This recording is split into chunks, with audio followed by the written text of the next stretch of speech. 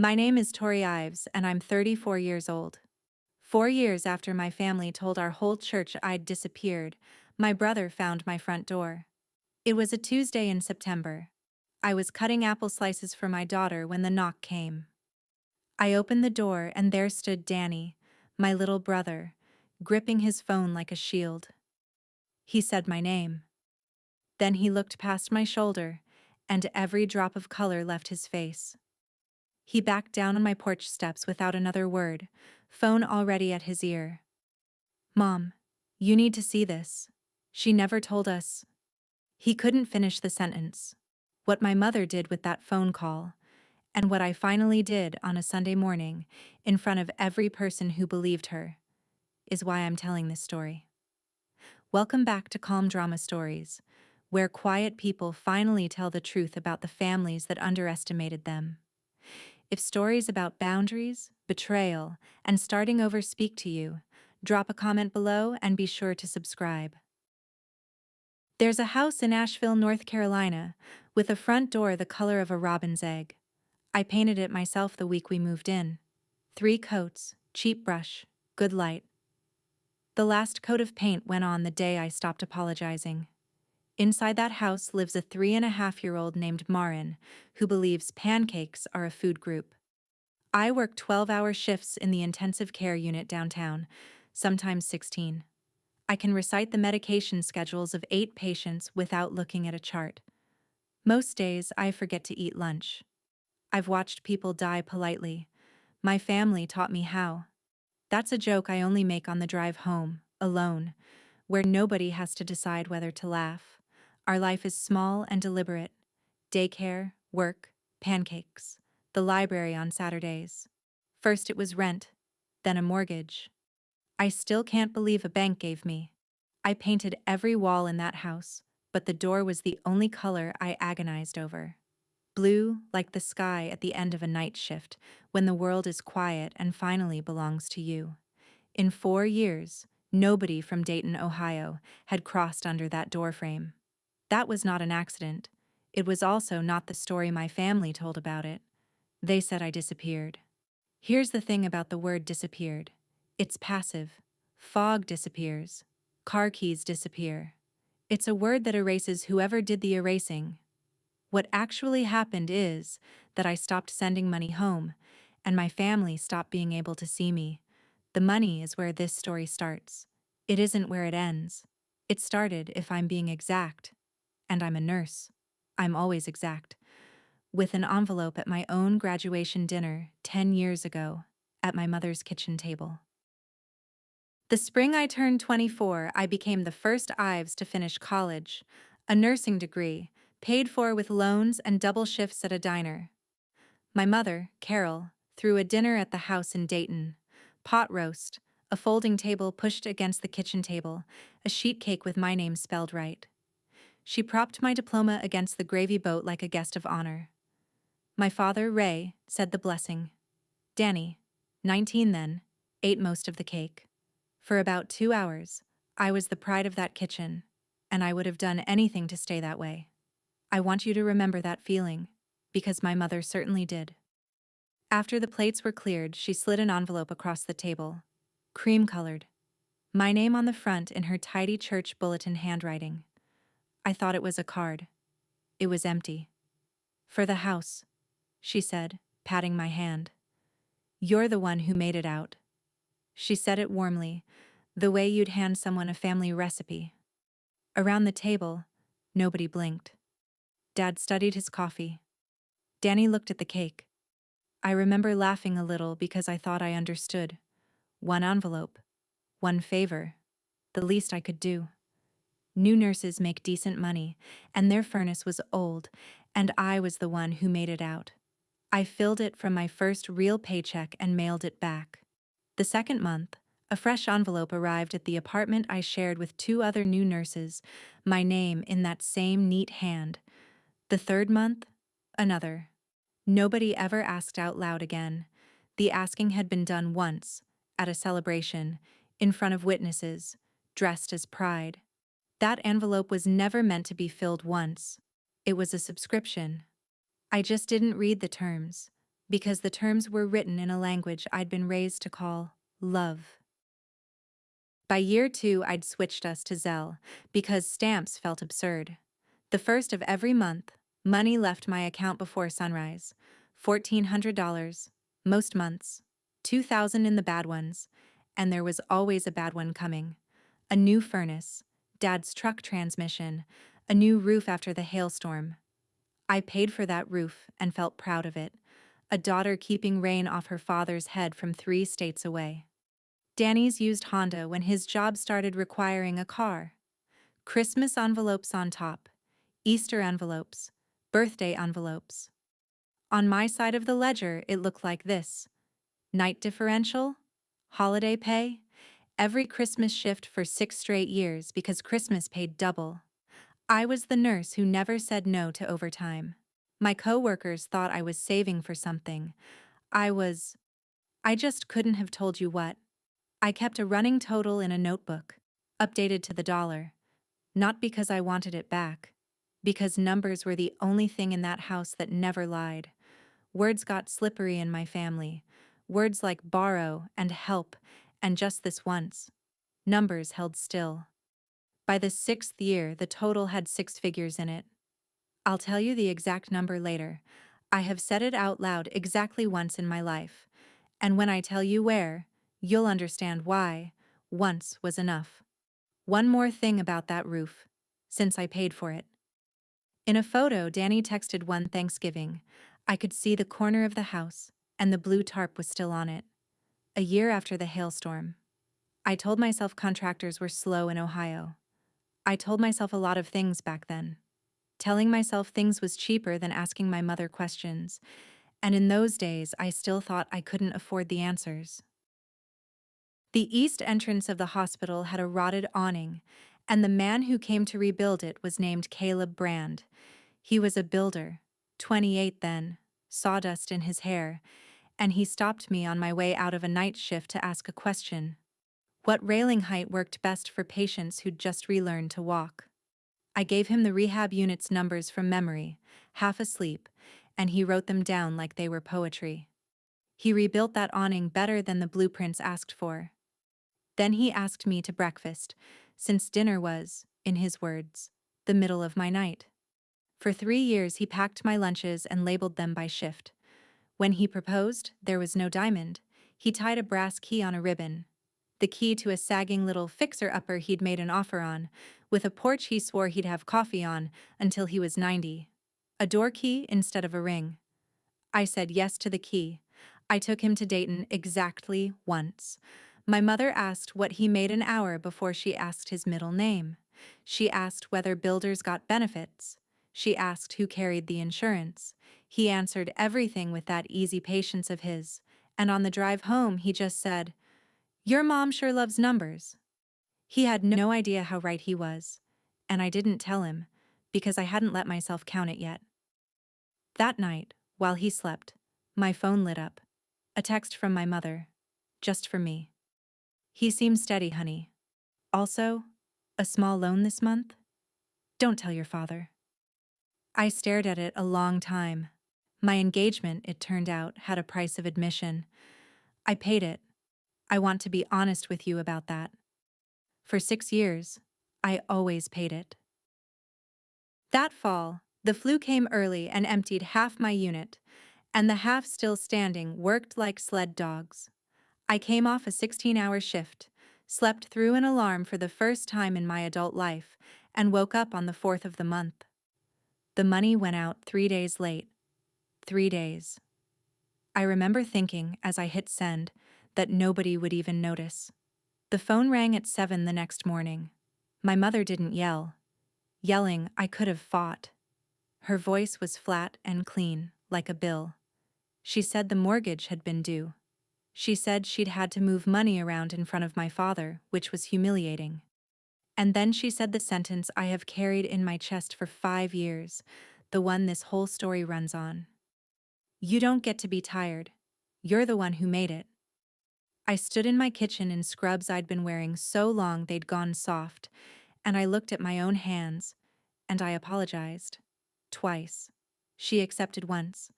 I said I'd set up an automatic transfer so it could never happen again, and she said that would be best, and we hung up like a bank and a customer. Here is what shames me now. It isn't that she said it. People tell you who they are all the time. That part is free. It's that I spent the whole drive to work agreeing with her, rehearsing better systems, backup alarms, ways to never again be tired in a way that inconvenienced anyone. I was 29 years old, apologizing for sleeping after keeping strangers alive all night. It would take a catastrophe to make me put the phone down. Life, in its terrible efficiency, had one scheduled. It was a Tuesday in November, and I was mid-shift when the charge nurse came to find me, and I knew before she spoke, because I have been the face that comes to find people. A scaffold on a commercial job downtown. A cable that failed inspection paperwork said was fine.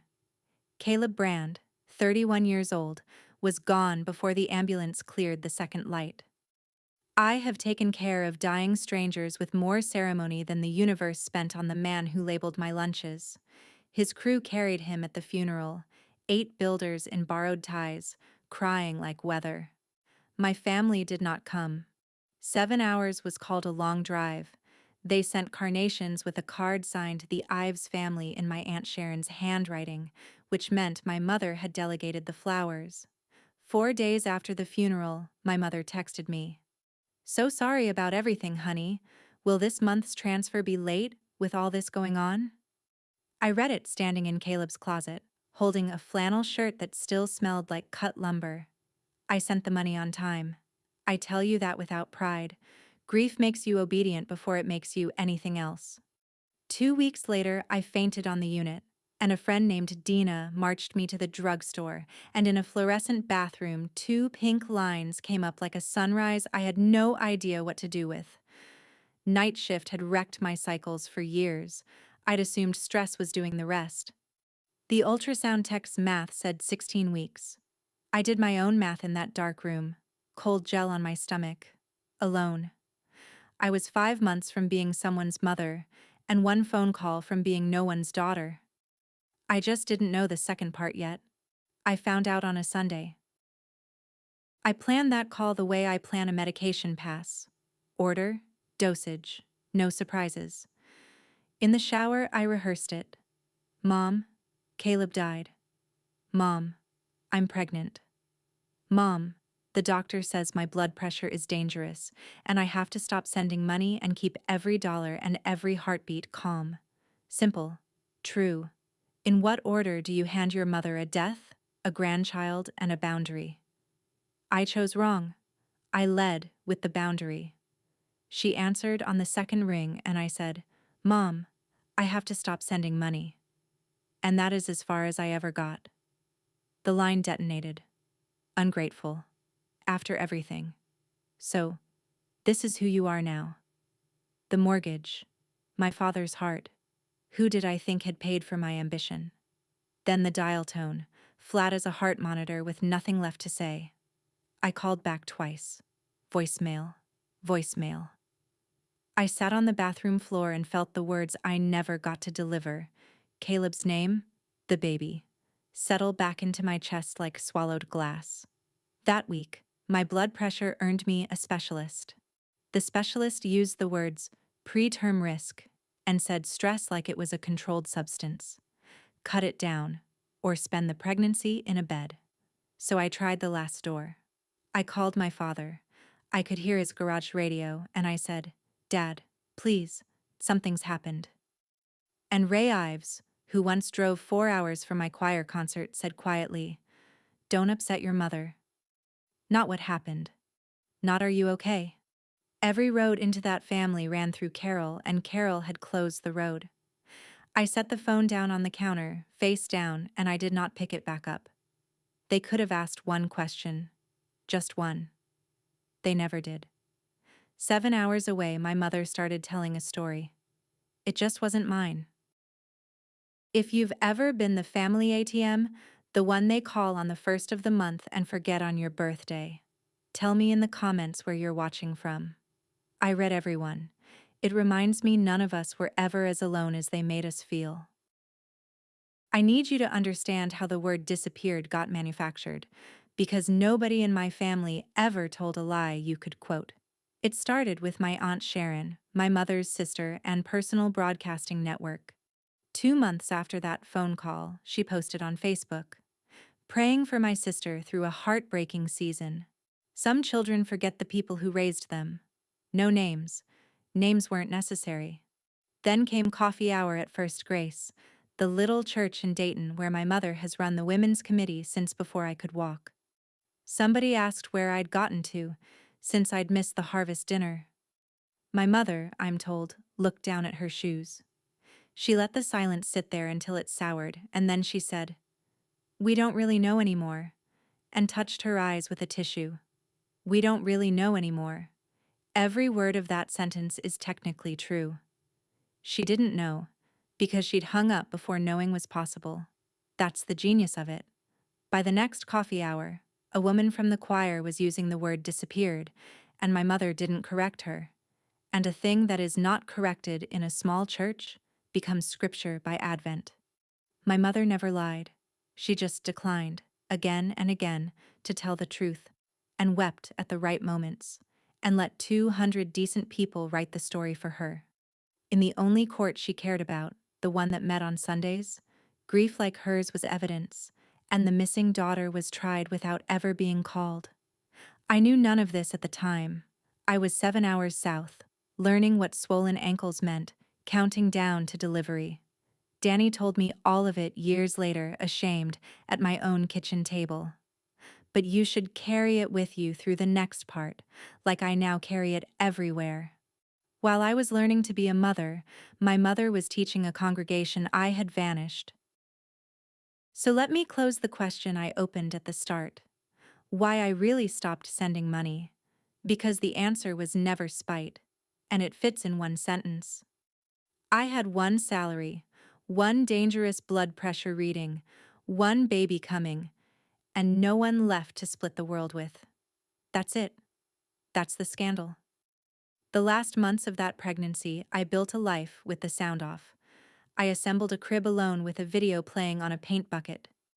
Dina took my worst shifts and told the unit manager I was on light duty before I'd worked up the nerve to ask. The money that used to leave on the first of the month stayed and became a car seat, and the last piece of a down payment on a small brick house in West Asheville, and a cushion for the weeks I wouldn't work.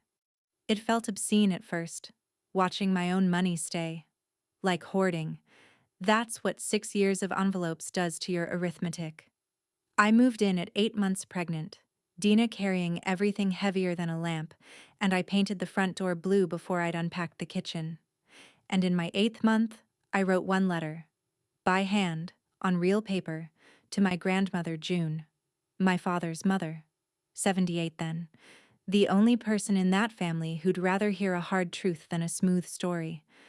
I gave her everything, Caleb, and the scaffold, and the baby, due in the fall, and the money, and the phone call. My mother ended before it started. I gave her my new address in Asheville, the only soul in Ohio to get it, and I asked for nothing except that she know. Then I watched the mailbox. 2 weeks? 6. The baby dropped. My ankles won. The mailbox stayed empty. I told myself the mail lost it. The other possibility, that even June believed them now, was too heavy to pick up. So I left it on the floor of me and shut the door. I was about to have other things to carry. Marin Brand Ives arrived on an April morning, 3 weeks early, unbothered by any of it. The blood pressure that had threatened me all summer held, barely, and the delivery went fast.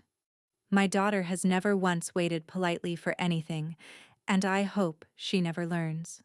Dina stood where a family stands. She held my hand through the worst hour and narrated like a golf announcer to keep me laughing, and when it was over, she cut the cord because somebody who loved us should. They put 6 pounds of furious black-haired girl on my chest, and I want to tell you something about myself. One nurse to whoever you are out there. On my unit, I was famous for my dry eyes. 6 years of codes and last breaths and families folding in half in hallways, and I stayed the calm one, every time, because somebody in the room has to be. The nurse who never cried, cried. Not gently. The kind that startles the staff. Because she was here, and she was safe, and the two people who should have been pacing that waiting room with gas station coffee didn't know she existed. One because he was gone, and one because she'd hung up the phone. We named her Marin. Caleb said it once on the porch of that little fixer-upper he never got to buy, trying names out loud like paint colors, and when he hit that one he'd grinned and said, "Her. Someday." So it was always hers. It took a lawyer and a patient stack of paperwork, but her father's name is on the birth certificate of a girl he never met, and the brass key he gave me instead of a ring hangs in a little frame by my front door to this day. I came home from the hospital with her 4 days later. Then I did the thing my family would later call disappearing. I lived. Here's what 4 years of peace looks like, compressed like a night shift handoff. It turns out you can breathe shockingly well when you stop funding a second household. The mortgage on the little brick house got lighter every year, the dogwood in the yard got taller, and my daughter learned to walk on a sloped street in West Asheville. The door stayed blue, touched up every spring, never changed. And I already told you about the last coat. I got days instead of nights when she started preschool. I learned to make pancakes shaped like alarming dinosaurs. Dina became godmother, then family, the kind you choose with your eyes open. And every December I sent exactly one piece of mail north. A Christmas card to my grandmother June, with a school photo tucked inside, and my return address printed neat in the corner. No phone number, no demands. One card a year, every year, into that long silence, because some part of me refused to let the road grow over completely. I never knew if she read them or burned them. I never knew whose version of me she believed. That answer was coming, and when it came, it would arrive hidden in a sewing box. But I'm getting ahead of myself. What I want you to know about those years is quieter than any of that. Somewhere in them, I stopped flinching when the phone rang on the first of the month. Stopped drafting apologies to no one. Being needed is not the same as being loved. It took me 30 years to learn the difference and 4 more to believe it, and my daughter will grow up knowing it for free. I thought the story was over, honestly. I thought peace was a place you get to keep. Then, on a Tuesday in September, somebody knocked on the blue door. To make sense of that knock, you need the Dayton side, which I got from Danny afterward. In pieces, like a man handing back stolen goods. In 4 years, the word disappeared had grown barnacles. There was a version where I'd gotten mixed up with drugs. Whispered, never confirmed. A version with a controlling boyfriend who'd cut me off from everyone, which is almost funny if you don't chew on it. My mother presided over all of them the same way, declining to confirm, declining to deny, glowing faintly with martyrdom, the sorrowful queen of every casserole line. The story cost her nothing and paid her weekly. And it might have run forever. Except my grandmother June got pneumonia in the spring. 82 now, hospitalized twice, home with an oxygen line and a new relationship with her own time. And June, who had spent 4 years saying almost nothing, stopped playing along. She said it at a Sunday dinner in front of witnesses, which is the Ives way of making things official. Bring me Tori, or bring me a phone, but I am not dying politely in a house full of liars. Danny says a fork actually stopped midair. So now watch what my mother needed. Not her daughter. She'd had 4 years to want her daughter. She needed to produce me, publicly, on her own terms, as a rescue. The lost lamb found, the mother vindicated, the story landing intact. Within a week, Danny, 29 now, driving delivery routes, still living in their basement, was handed a slip of paper with an Asheville address in our mother's tidy handwriting. He didn't ask where she got it. He told me that at my kitchen table, staring into a coffee he never drank. I didn't ask Tori. I should have. Hold that thought. It matters more than he knew. He drove 7 hours with the radio off, and on a Tuesday in September, he knocked. Which brings us back to the apple slices. The knock was soft, almost apologetic, and I wasn't expecting anyone. And through the front window, I could see a slice of him. A tall man in a delivery company polo, shifting his weight on my porch like the boards might bill him. It took me a second, and then it took my breath. Danny, 4 years older around the eyes, my baby brother, standing on the far side of the blue door with my past in his pocket. I stood with my hand on the latch for 3 seconds. I've timed worse decisions in codes. 3 seconds is long.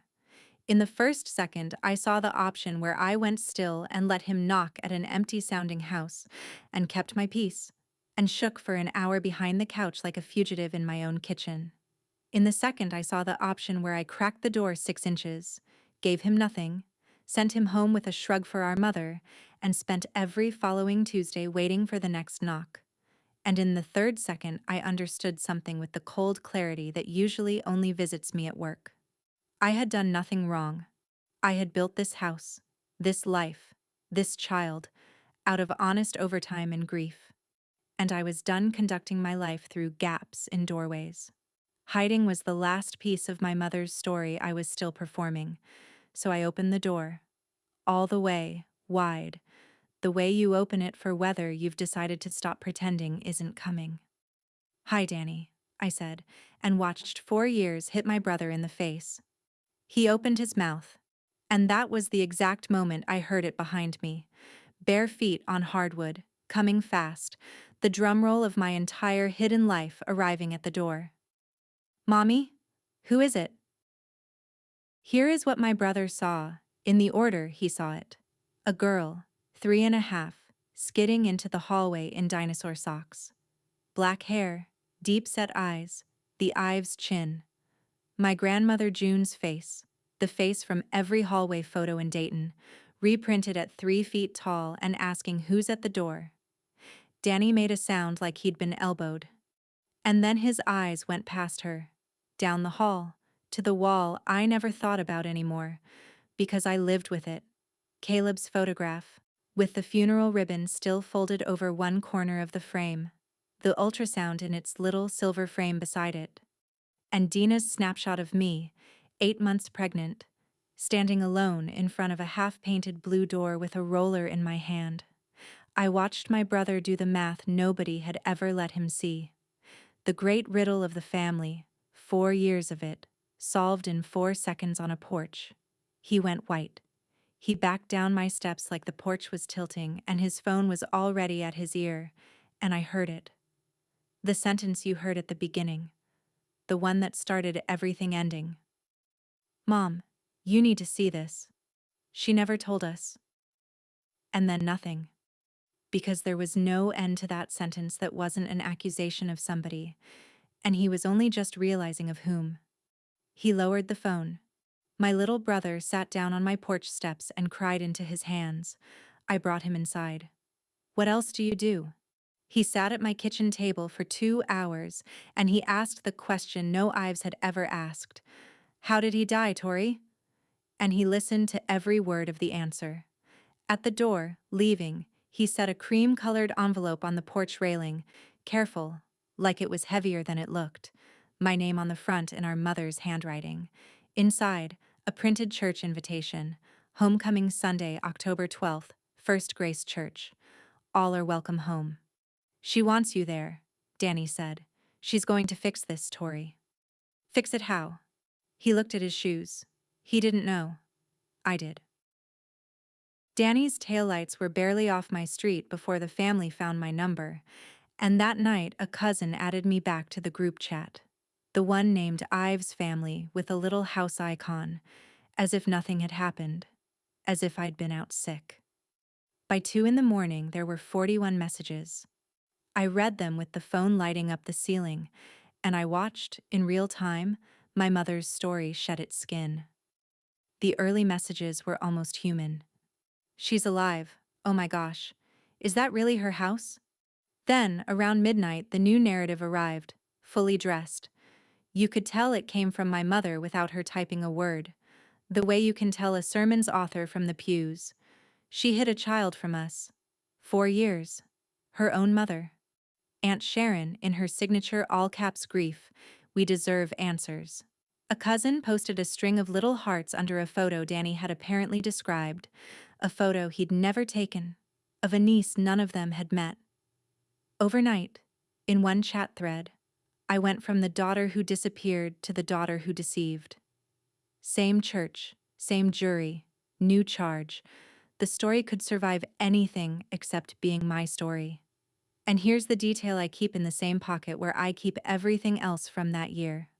41 messages, and I read every one of them twice, standing in my kitchen while my daughter slept. Not one asked about the man in the funeral frame. Not one asked his name, or how he died, or how I'd carried a baby alone through the worst year of my life. Grief wasn't on the family ledger. It had no cash value, so it didn't post. I put the phone in the junk drawer and went to bed. The next evening, my mother called me herself. Nearly 4 years since the dial tone. I answered. "I'm still deciding if I regret that." She was crying before I finished saying hello. I want to be fair. My mother's tears are real. Real, the way rain on a stage is real. Actual water, engineered timing. "My baby," she kept saying. My baby had a baby. I stood at my kitchen window watching Marin gather acorns in the yard and let the storm front pass through. I said the only true thing I had. "You could have known her since the day she was born, Mom. All you had to do was let me finish one sentence." A pause. Recalibration. I could hear it. An almost mechanical sound, grief switching tracks to strategy. And then my mother, dry-eyed now, made me an offer. "Come to homecoming, sweetheart. Stand with me. I'll tell everyone you were sick. You were, weren't you? With your blood pressure? A sick girl who couldn't reach out isn't a scandal, honey. It's a testimony. No one ever has to know about the money." I didn't say anything for a long moment. I was too busy being impressed. The way you can be impressed by a flood. Notice, please, everything that sentence did. It diagnosed me retroactively. With love. It converted 4 years of erasure into a redemption arc with her in the lead. And it buried the money, the 6 years, the 6 figures, the actual reason, under the church carpet, forever, with my signature on the burial. My mother wasn't apologizing. She was offering me a better produced lie and a supporting role in it. She didn't want her daughter back. She wanted the rights to the story, and I was a licensing problem. "I'll think about it," I said, and hung up, and stood in my kitchen shaking. Not with fear, which surprised me, with recognition. Then, 2 nights later, my phone rang with an Ohio number I didn't know, and a voice I hadn't heard in 4 years said my name like it had never once doubted me. Gravel and lace, saying my full name like it had never once been in doubt. My grandmother, June.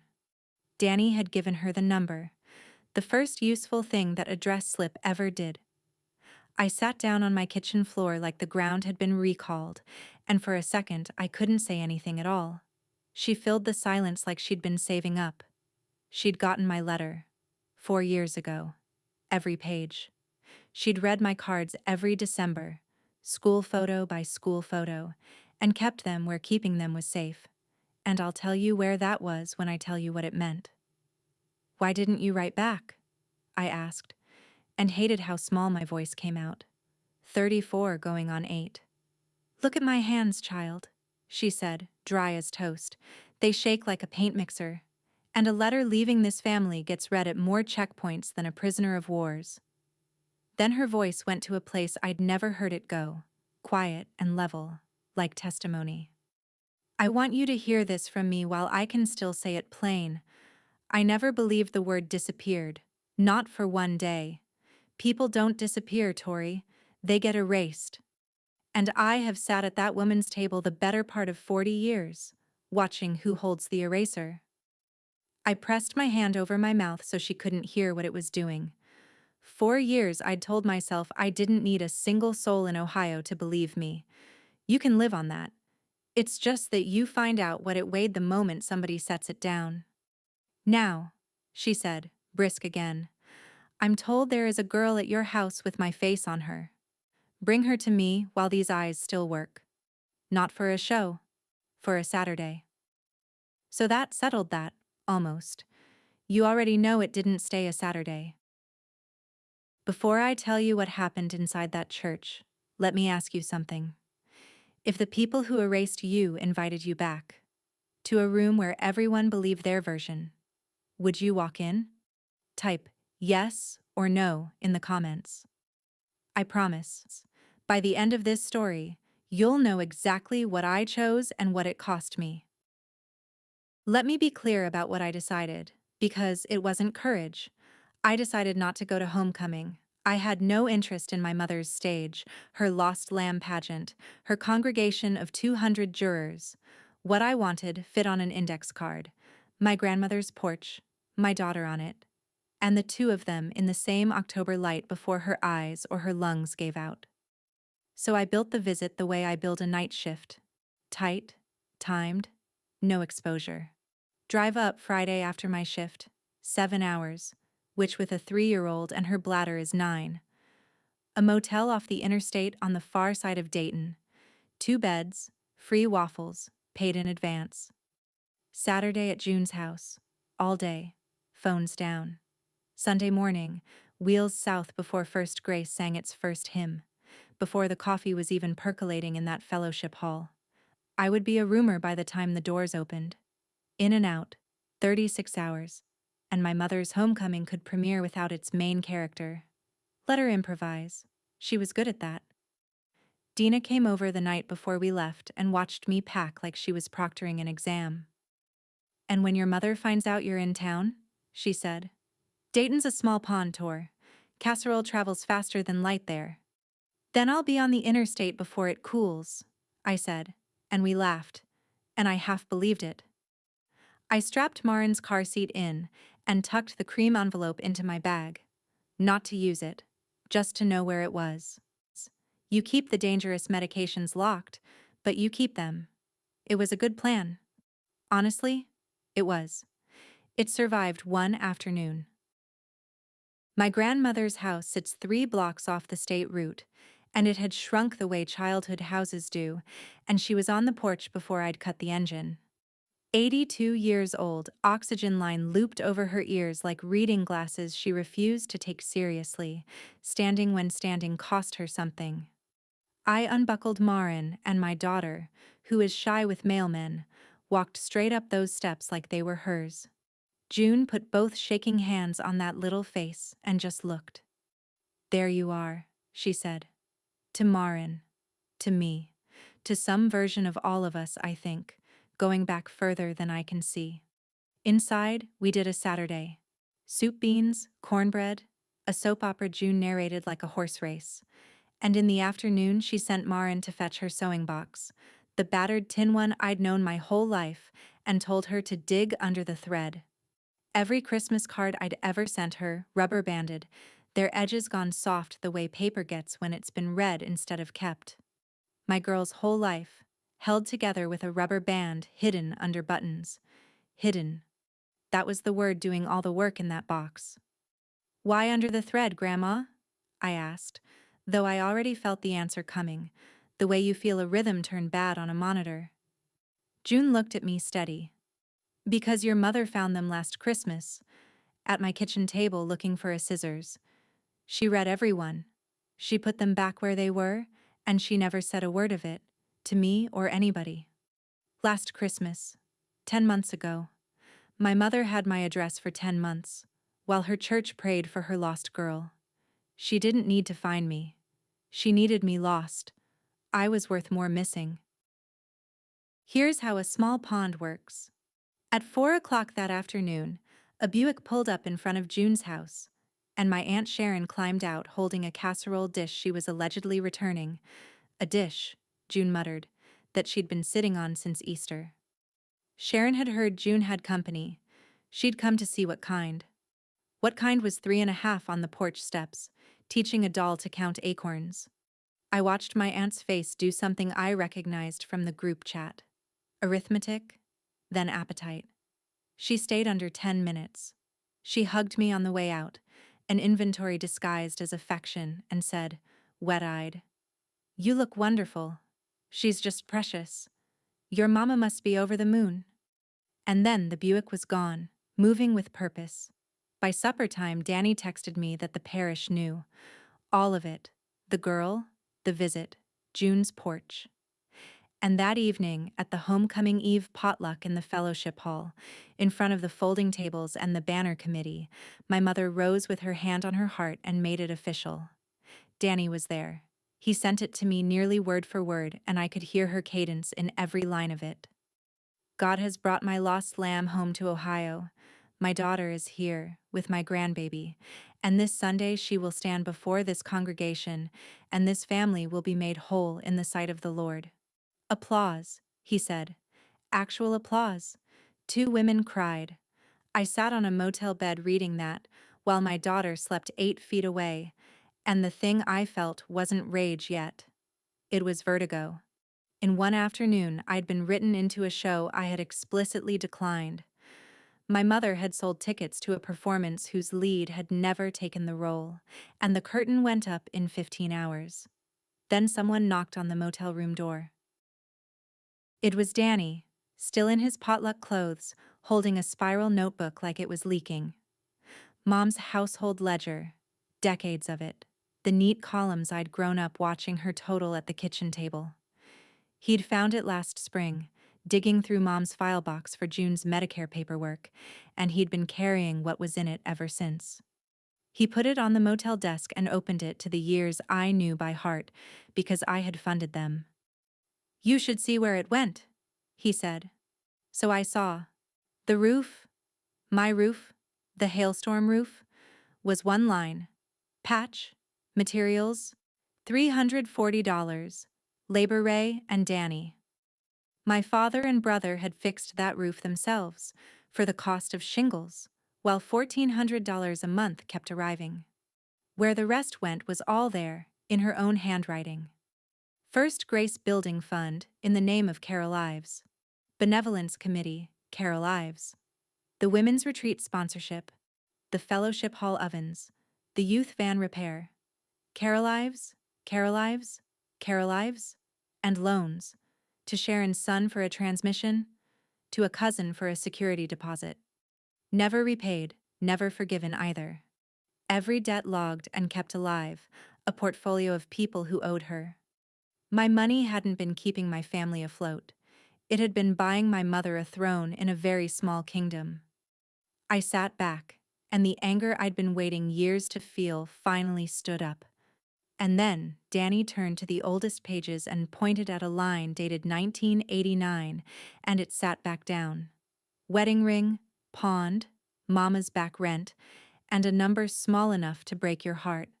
My mother was 24, married 8 months. She'd sold her ring to cover her own parents' debts, and nobody ever paid her back either. "She's not spending your money, Tori," Danny said quietly. "She's paying a debt she thinks every daughter owes." It made nothing okay. It made everything sadder than anger, and heavier. Understanding my mother didn't obligate me to keep being her currency. But it took revenge off the table. Whatever I did next, it wouldn't be to beat her. "The Honda was your money," Danny added at the door, wincing. "I'm paying it back." "The car was a gift," I said. Gifts were never the part that hurt. I didn't sleep that night. The motel ceiling had a water stain shaped, I swear, like the state of Ohio, and I lay under it, running every route. Leave at dawn, skip the show, let the congregation swallow the no-show however my mother spun it. And she would spin it. I could already hear the sermon about prodigals too ashamed to face the light. Or go. Sit in a back pew. Be a quiet exhibit. Buy peace at the old exchange rate. I was still negotiating with the ceiling when a small voice came from the other bed, half inside a dream. "Mommy, do I have a grandma?" She'd met June. Great-grandma had landed easily, but she'd been listening all day, the way they always are when we think the words are flying over them, and somewhere in that little head a gap had opened in the paperwork. I lay in the dark and did not answer, and the not answering rang louder than anything I could have said. Because here's what I understood, staring at Waterstain, Ohio. If I stayed silent, my silence wouldn't stay mine. My mother would fill it, the way she'd filled 4 years of it, and someday my daughter would sit in some kitchen and hear that her mommy was the woman who disappeared, who hid, who was too ashamed to stand in front of good people. Silence had been my shelter. From here on, it would only ever be her material. I got up, went into the bathroom, and by that thin yellow light I took out the cream envelope and read it once more. Homecoming Sunday. All are welcome home. In her handwriting, that word, welcome. Marin rolled over in her sleep, and quietly, out loud, to nobody in that rented room, I heard myself say it. I decided to go to church. Now let me tell you how I prepared, because it's how I'd like to be remembered. I did not print bank statements. 6 years of transfers sat in a file cabinet in Asheville, 7 hours south, and that's where I left them, where they had always been, on purpose. I wasn't going to stand in a sanctuary waving paper like a process server. Paper was my mother's language, ledgers, envelopes, receipts on the soul. I was done speaking it. I didn't write a speech either. I know what I sound like when I read from notes, like a discharge summary, and I know what the truth sounds like when you've been carrying it word perfect for 4 years. There was no rehearsal, because there had been nothing but rehearsal. Every night shift, every first of the month, every December card. Instead, I did small, true things. I ironed my navy dress with the motel iron, which fought me. I braided Marin's hair and let her pick the ribbon, and she picked orange, and she was right. Light lipstick. Caleb's brass key, out of the side pocket of my bag, into the pocket of my dress. Not for anyone to see. Ballast. Then I texted Danny. Front pew for Grandma. Aisle end, near the fans. She overheats. Marin and me right behind her. He wrote back fast. Done? And Tori? I'm glad. I sat on the motel bed one last minute, checked my pulse against my watch out of pure habit, and found it steady, which is the strangest true detail I own from that whole morning. I wasn't bringing evidence. I was bringing myself. That was the one thing they'd never accounted for. First Grace Church holds about 200 people, and that Sunday it held all of them, plus folding chairs. Cars on the grass, a paper banner over the doors. Welcome home. In letters the youth group had clearly cut by hand, ceiling fans stirring 200 bulletins like slow applause. We came in during the second hymn and took the seats Danny had guarded. June on the aisle of the front pew, oxygen line and Sunday pearls. Marin and me right behind her, my daughter armed with a doll and an orange ribbon. Half the sanctuary turned, a wave of faces I'd known my whole childhood, and the temperature of the looking was complicated. My father stood at the very back, along the wall, cap in his hands, the way he stands at funerals. And my mother. My mother wore lavender and a handkerchief she never needed and a microphone. After the offering, she took the pulpit, and the mic squealed once, and she waited out the squeal like a professional. She was good. I want that on the record. She thanked God for seasons of sorrow that end in joy. She pressed the handkerchief to dry eyes at intervals a metronome would envy. My lost lamb, she said, has come home. And then she turned, and found me in the second row, and extended her hand with the mic in it like a communion plate, and said the words she had scripted for both of us. Tori, baby, come up here and give thanks with me. 200 faces swiveled. The fans turned. Somewhere behind me a pew creaked like a ship. And there it was, the whole choice, laid out plain as a monitor strip. Stay seated, smile, wave, drive home intact, and let her version calcify over my life and start growing over my daughter's. Or stand up and burn the last bridge with my name on it, the one marked daughter who might someday come home. There would be no third Tory after this. I looked at June. My grandmother gave me a nod you'd have missed if you weren't starving for it. I let go of the pew. I stood up. I did not take the microphone. First Grace was built in 1921, back when rooms were built for voices, and a calm one carries fine. I stood at the front, hands empty at my sides, and I was, and this is the part I still can't fully explain, not afraid. 10 years in an ICU teaches you what an emergency actually is. This was just the truth, at last, in a room with good acoustics. I didn't disappear, I said. I stopped paying. For 6 years in my family, those were the same thing. You could hear the fans, you could hear a bulletin slide off a knee somewhere, and nobody moved to catch it. $100,000. That's not a figure of speech. I kept the total. You may check my math with anyone here who ever borrowed from it. I watched that number land in 200 people at once, watched a few faces in the middle rows go very still, the faces of transmissions and security deposits. I did not look at them longer than a heartbeat. I hadn't come for them.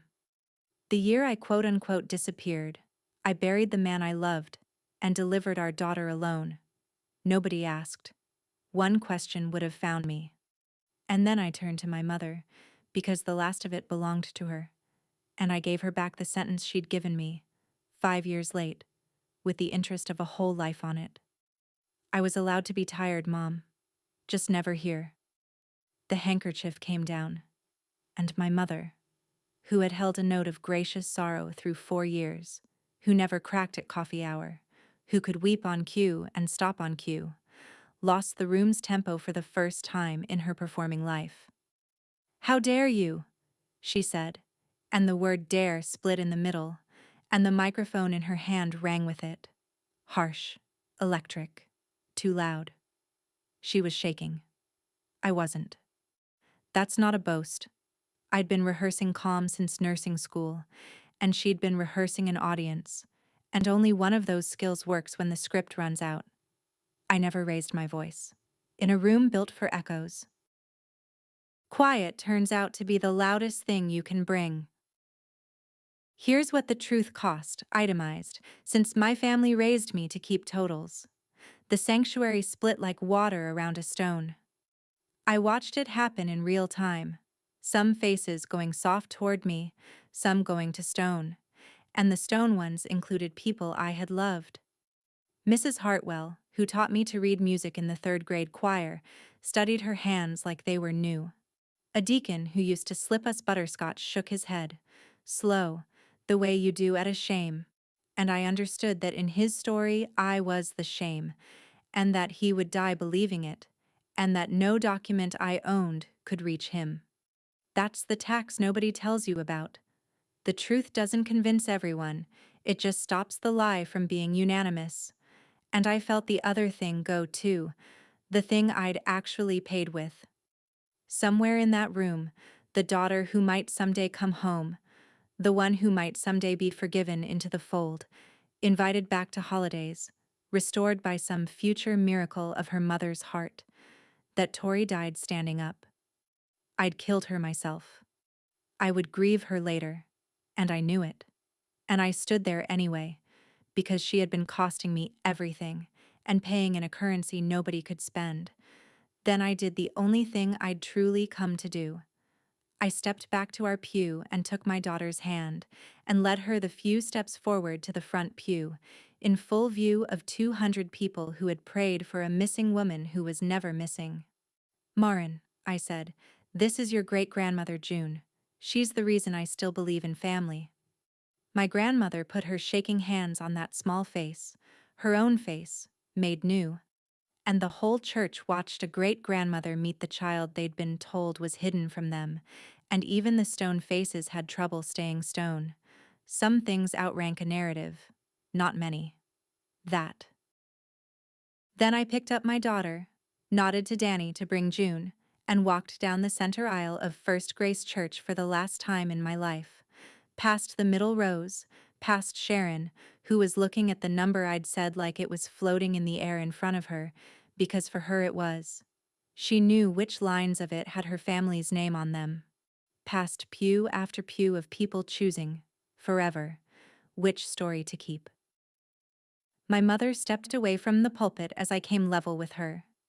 And here is the strangest mercy of that whole day. What she said quietly, with the microphone lowered, to me alone. No audience. For the first time in 4 years, maybe in 40, my mother said something that wasn't staged. Everything I did for this family.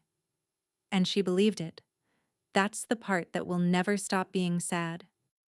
I could see all the way down that sentence, back to a 24-year-old at a pawnshop counter, sliding her wedding ring under the glass, learning forever what a daughter is for. I stopped.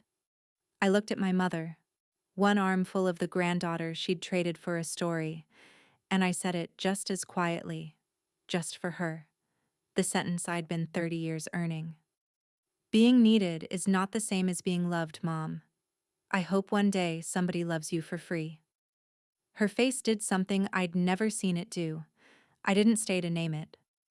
I walked on, and the ushers pushed open the double doors, and October came in. Cold, clean, indifferent, gold.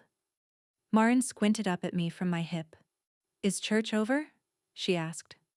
"Ours is," I said, and we walked out into the sun.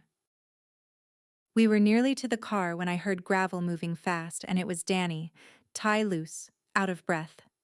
He'd left June with the car door open and the heater running, thorough as ever, and he stood in front of me in the church parking lot with his hands open, like a man showing he's unarmed. He didn't defend her. I want that noted in the family record, whoever keeps it now. He didn't say she means well, or you know how she is, or any of these sentences that had upholstered my childhood. He'd stopped carrying her messages the day he sat down on my porch steps. He just looked at his niece, asleep on my shoulder before we'd even left the lot, and then at me, and asked for the one thing nobody in my family had ever asked me for. "Can I come see her?" No envelopes. Just an uncle. Just an uncle. 29 years old, and it was the bravest sentence anyone in the Ives family had said out loud in a decade. "Sundays," I said, "bring nothing." He nodded like I'd handed him something breakable and valuable, because I had.